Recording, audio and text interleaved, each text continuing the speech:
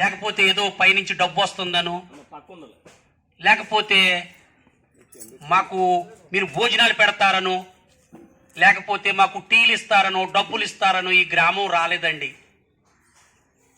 2000 సంవత్సరముల క్రితం ఇశ్రాయేలు దేశం ప్రపంచ మధ్యలో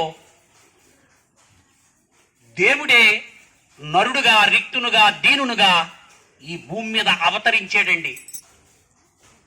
స్త్రీ పురుష భేదం లేకుండా కన్య అయిన మరియమ్మకు జన్మించాడండి. ఆయనలో పాపం లేదండి. ఆయన పవిత్రుడండి, నిష్కల్మంతుడు, నీతిమంతుడు, యథార్థమంతుడు, సత్యమంతుడు, సర్వాధికారండి, సర్వ ప్రపంచాన్ని అండి నడిపిస్తున్న దేవుడండి.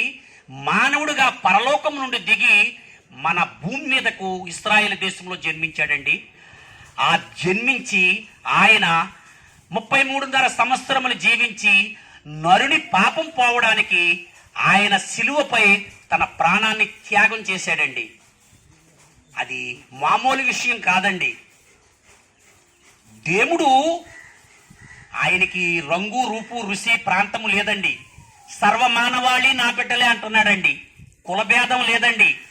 మానవులుగా మనం కులాలు పెట్టుకున్నాం కానీ దేవుడికి కులం లేదండి, ప్రాంతం లేదు, దేశం లేదండి. ఈ భూమి మీద 200 దేశాలు ఉన్నాయంటండి. ఈ 200 దేశాల్లో పుట్టిన బిడ్డలందరూ నా బిడ్డలే అంటున్నాడండి దేవుడు, యేసుక్రీస్తు ప్రభు. మరి ఆయనే ఈ భూమి మీదకి వచ్చి తన పరిశుద్ధమైన రక్తాన్ని సిందించి ఆయన 3 రోజులు ఆయన సమాధిలో ఉండి లెగిసి తండ్రి కుడిపార్శ్వమున కూర్చున్నాడండి మహిమా శరీరంతో.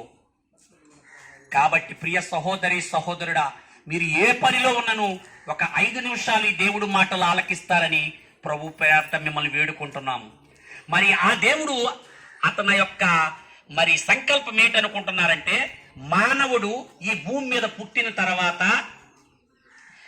ఈ 60-70 సంవత్సరములు బ్రతికి, ఆయుష్ ఉంటే 100 సంవత్సరములు బ్రతికి, ఏదో రోజుని మనం ఈ భూమి విడిచిపెట్టి మనం ఒక రోజు మన అసలు గమ్యానికి చేరే రోజు ఉందండి.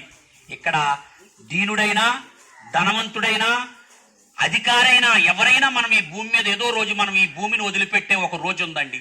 మరి ఎక్కడికి వెళ్తున్నామండి చనిపోయిన తర్వాత?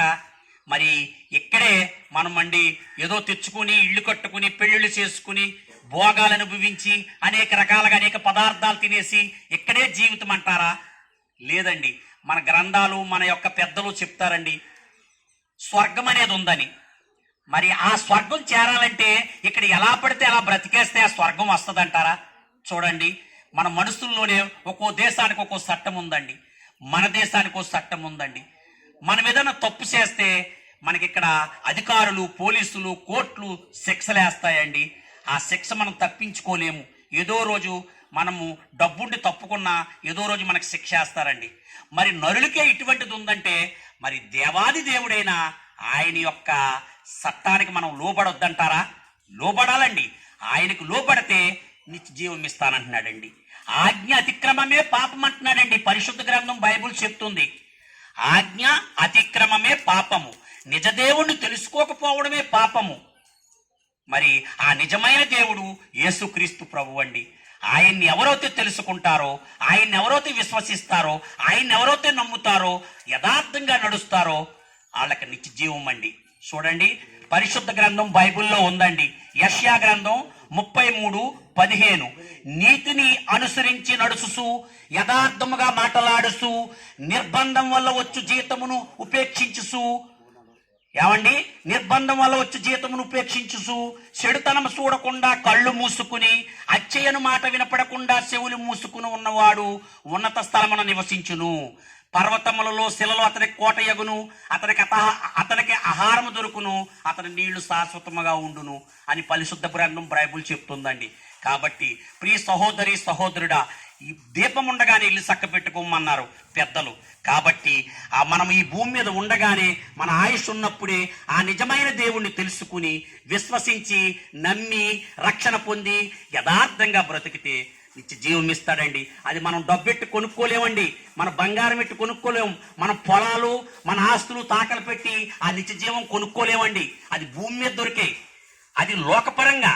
ఇది పరలోక పరంగా కావాలంటే ఆ నిజమైన దేవుణ్ణి తెలుసుకోవాలండి. మీలాగే మేము కూడా ఒకప్పుడు తిరిగామండి, ఒకప్పుడు చేసాం, నిజాన్ని తెలుసుకున్నామండి. బాబు మేము ఇలా రావాలని ఏదో ఇస్తారని ముందరే చెప్పాను నేను మీకు. మాకు ఏదో ఆశించి కాదండి. ఇవాళ మేము ఒక్కొక్కరు 1000 రూపాయలు 800 సంపాదించుకునే వాళ్ళం. ఇవాళ కష్టపడి మీ గ్రామంలో అనేక మంది నమ్ముతారు. ఆ దేవుణ్ణి తెలుసుకోవాలని మా తాపత్రయం అండి. కనుక సహోదరి సహోదరుడా, నిజాన్ని తెలుసుకోండి. ఆ నిత్య జీవం చేరతారని ప్రభు పేరట మిమ్మల్ని రాత్రి పగులు మీ ప్రపంచం కోసం మేము ప్రార్థన చేస్తామండి, ప్రజలందరి కోసం. కనుక ఆ నిజదేవుని తెలుసుకోండి, ఆ నిత్య జీవం స్వతంత్రించుకుంటారని మిమ్మల్ని ఈ కొద్ది మాటలు మీకు తెలియజేస్తున్నాం. ఆమేన్, ఆమేన్.